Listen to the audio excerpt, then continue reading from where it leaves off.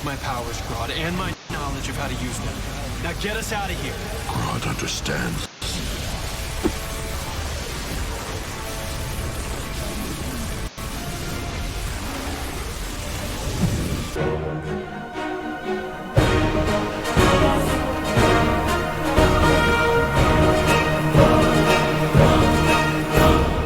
What's up, DC Nation? Welcome back to another video. And guys, if you like the video, give a big thumbs up. Being new to the channel, make sure you subscribe. So I love great DC Comics content every day. They don't want to miss. And guys, Flash Season 6, Episode 13, Grodd Friending Me. That's the title. And guys, going into this episode, I was pretty hyped because real Grodd's coming back, and it was something like he's teaming up with Flash, which I was kind of interesting, but I was wondering how they're going to do it. And I thought because Wally's going to be in the next episode, like it's official, Wally's in the next episode, and I was like, alright, is he going to make like a cliffhanger at the end of this episode showing up? But that's not the cliffhanger we got, but the cliffhanger we got actually was pretty damn dope, like it was cool, which I'll get to that soon. But guys, the episode opens up, you see pretty much a shot, actually the very first shot of the pilot pretty much, like it's a recap of it.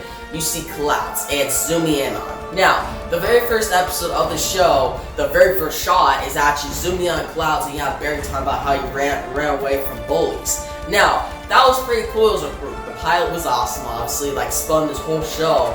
But seeing these clouds again, like if you're just like watching the show, you won't notice it. But being like a big Flash fan, being following this show for a while, I like noticed it right out the bat. And as you see him running around, you see him with flowers. And I'm like, why is he running around with flowers, right? I'm like, alright, is he going to like see someone's grave? Is he giving this to somebody? They see him on like a highway. And I'm like, wait, what's going on? Like actually, what's going on? But then we flash forward, we see him run because he gets like a meta-human call. And that's when Pied Piper shows up. Like, Pied Piper makes a comeback, which that was pretty cool. Like at first, he shocks like the glass, like he's going after diamonds. And Flash is like, oh, I thought we're cool. Pied Piper's like, do you not remember what you did to me? Which we don't find out what he did. But I thought it was pretty interesting that pretty much Crisis made them go from friends to villains, well, enemies again. On the comms, you have Chester and you have Camilla. Like Cisco's got Yon's jury, and Caitlin's doing something. I even forgot what she's doing. She shows up late in the episode, but not in this opening scene. But you see Barry fighting off Pied Piper, and I'm like, alright, Barry's gonna beat him, right? But then Pied Piper pretty much like flies out of there. It was dope. Like I'm like, wow, Pied Piper's actually got pretty cool. Like he's got an upgrade, which I like. And Pied Piper hasn't showed up since season 2. Yeah, actually, season 2, I think it was the episode where Barry goes back in time, like he's trying to get his speed faster. Like he's trying to get like help from Harrison Wells, Reverse Flash, and get his speed faster to fly off Zoom. That was the last appearance of Pied Piper, I think. Yeah, I think it was that. But guys, he shows up, he gets away, then Barry makes it back, and he actually almost gets ran over by a train. Like, it was pretty cool to see him like phase through it. But he gets back, he sees all these Crisis changes, and he's like, hey, where's Caitlin? Where's the people I'm normally used to? But now he has Chester and Camilla, which I get it. Like, Barry's like kind of thrown off by this. Like, he's like, hey, well, I'm used to this Team Flash, not this new Team Flash. So, and then with all these changes, he can't really handle it. So he tells Gideon, well, we have the awesome intro, and he tells Gideon like, hey, show me all these like, all the changes, and then Chester messes up something, and they get stuck in like this mindscape. Now guys, Camilla and Chester in this episode. First, Camilla, I thought she was interesting, but she wasn't really great. Like, she's been like a solid character on the show, but I like her in like little pieces. Like if you give me too much of her in an episode, I'm like, nah. But like, she's never annoying, but she's not as interesting as say Caitlin or Cisco. Like yeah, she's Cisco's girlfriend, and she can be good right now if she's like paired up with Cisco. But when she's just on her own or with like Team Citizen, like Iris and Allegra, I'm just not invested in the character as much. But in this episode, she was at least solid and had some good lines. Where Chester was the weakest part of this episode. Like, I like this episode, but he kind of brought it down a little bit. Like, he went from, like, amazing to just a solid episode. Because, one, I thought Chester, he was good at first, and he was funny at certain parts. But the episode with him and Cecile, I was just like, nah, that was dumb. Like, when he tries to get his girlfriend and stuff. And then this episode, I get he idolizes the Flash and all that. He makes jokes and stuff, and he talks to Caitlin. I just wasn't caring about his character at all. And some people are saying, oh, it could be a replacement for Cisco. Don't do that at all. Like, I love Cisco. Don't have Chester replace him. Like, I'm fine with Chester staying at Team Flash, Just have him show up like once in a while, not a lot. But good news, by the end of the episode, like Chester actually find out that like what Barry was looking for was like his parents' graves, which I thought that was like kind of interesting. I was like, wow, that it actually kind of hits you. I'm like, I can actually get that. Like he's looking for his parents' graves and he can't find it, so he feels kind of lost. So Chester actually finds that for him, and they actually kind of become friends, which I actually thought was a good end to Chester's storyline. Like for this episode, I was like, all right, I'm fine with that. Like I didn't like his character most of the episode, but at least he ended on a good note.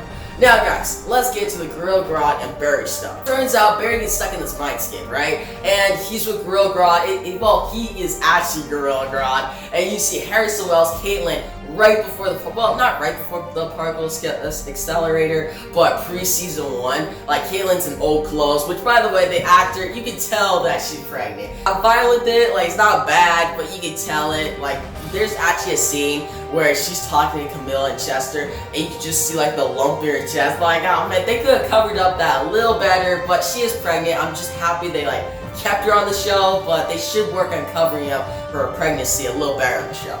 But guys, she shows up, and then you see Harrison Wells, and Barry, it takes him a while to figure this out when he finally looks like a pool of water, and he sees he's actually Gorilla Grodd. And that's when I was like, alright, did actual Reverse Flash do something? Because Barry's like, Reverse Flash, or well, Earbard Thong, I'm gonna get out of here, I'm gonna fight you.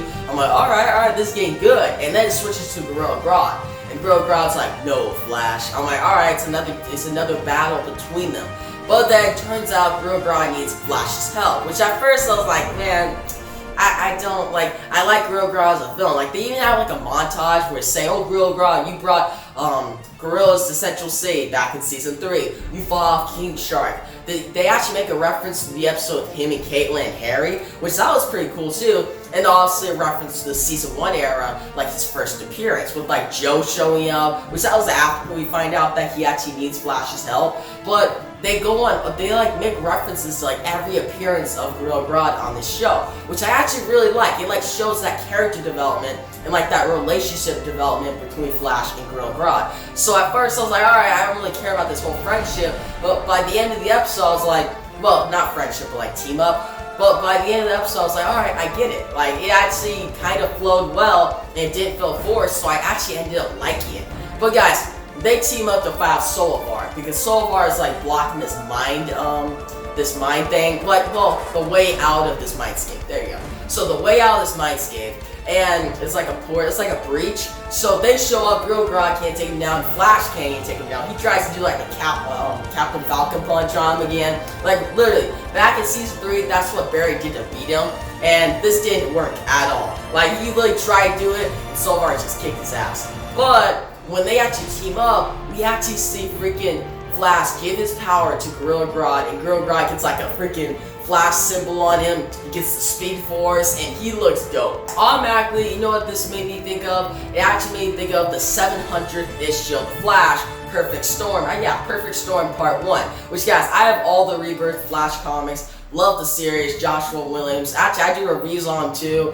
And guys, 750 is coming out, not this week, but next week. So it's kind of cool that they're referencing, actually, like, pretty much paying a homage to 50 issues ago, the 700th issue. And in that series, well, that storyline, you see like Flash, he broke up with Iris. Well, Iris found out his identity, he tries to patch things up. And then at the end of the issue, you see Gorilla Grodd, black holes going over the whole city. Gorilla Grodd stops whole Central City, and he has the power of the Speed Force now, and he's going to take down the Flash. Now, that whole storyline was great and all, but seeing Gorilla Grodd get the power of, like, the Flash, even though it was different, like, in that storyline, he's a villain, like, straight up villain. But in this episode, he's kind of, not a hero, but he's far from a villain. But seeing him with that Flash, so he goes up, beats the crap out of Solovar, he gets beat up, actually, too.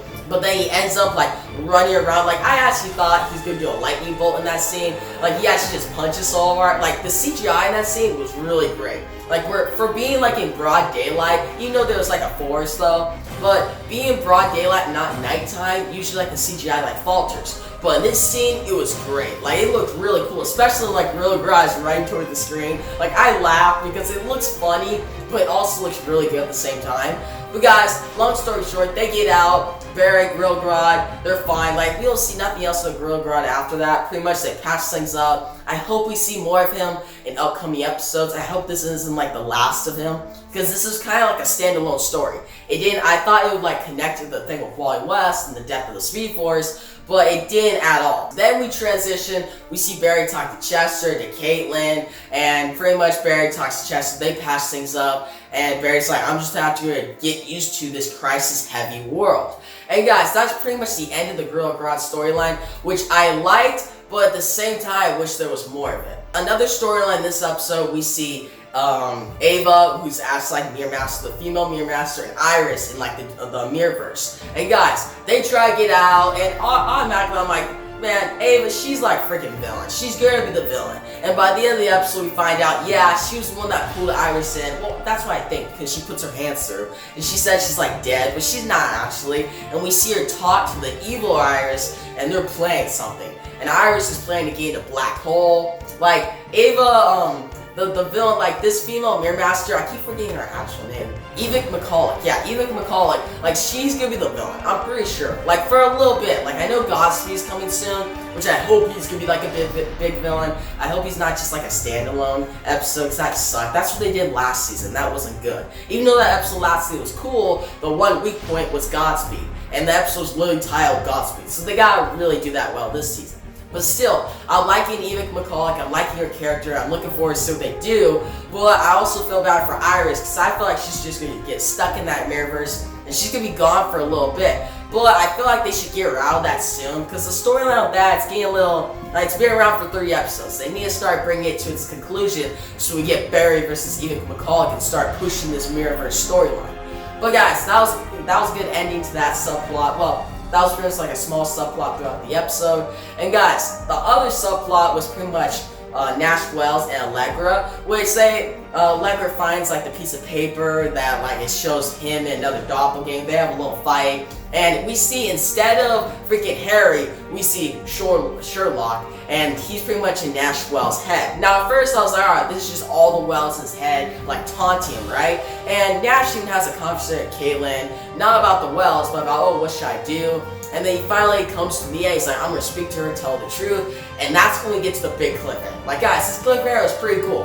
Like Sherlock pushes him against the wall. And I'm like, alright, maybe he's gonna say something. But then his eyes turn freaking red, and we know this is the Reverse Flash. Like Reverse Flash is back. Alright? Like I really think in not next episode, but maybe episode 15 with the exorcism of Nash Wells. I think that's the episode, yeah. The exorcism of Nash Wells. Maybe Reverse Flash should get free. Or maybe next episode, because next episode is saying that Wally and Barry will fight off like an old villain, like a very big villain of the Flash. And it'd be cool to see Reverse Flash come into play again. Like I hope it's not too quick, because we ain't getting a Crisis. I've been waiting for him ever since the season finale of last season when he was saying, see you in the next Crisis, Flash. Like they were really teasing that, but they never gave us payoff. So I hope we get that payoff now, and it should be a pretty awesome episode next week. But guys, overall, I'm gonna give this episode an 8.4 out of 10. I thought it was good, but it could have been better. Like, I like the Grill Grodd and Flash stuff, but I just don't like that it's like standalone. And I am excited for the Reverse Flash stuff. I'm excited for the Ian McCulloch, the Mirrorverse stuff. And even though I didn't like the Chester and Camille stuff, at least their like subplot, like their characters, ending on a good note by the end of the episode. So a solid episode, but I'm more looking forward to next week's episode instead. In the comment section below, tell me what you thought about this episode. Did you love it? Did you hate it? What do you think about Grill Grodd going freaking full speedster mode? That was awesome. And what do you think about Ian McCulloch? What do you think about Reverse Flash returning? Like that's actually pretty big. Well, I think it is. Like, I hope it's not just like, oh, it's just in Nash Wells' head. Like, I hope they actually do something on Reverse Flash next episode, the episode after. But guys, if you like the video, give it a big thumbs up. And if you haven't yet, bro, subscribe to my channel because I always bring this content every day that you don't want to miss. And yeah, guys, that's the video. And peace out.